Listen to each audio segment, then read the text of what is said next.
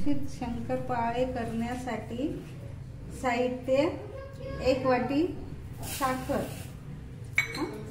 1 वाटी पाणी, 1 वाटी तूप. हे सर्व मिक्स करायचं.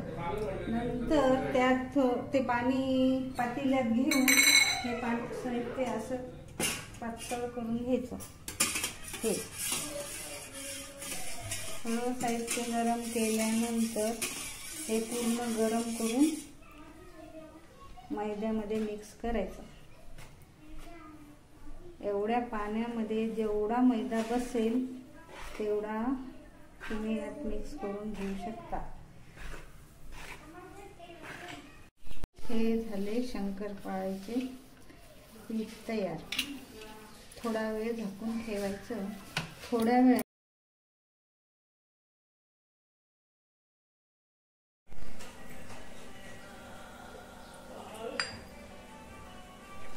आता शंकरपाळे छान गुलाबी कलरवर तळून घ्यायचे, कुरकुरीत होईपर्यंत.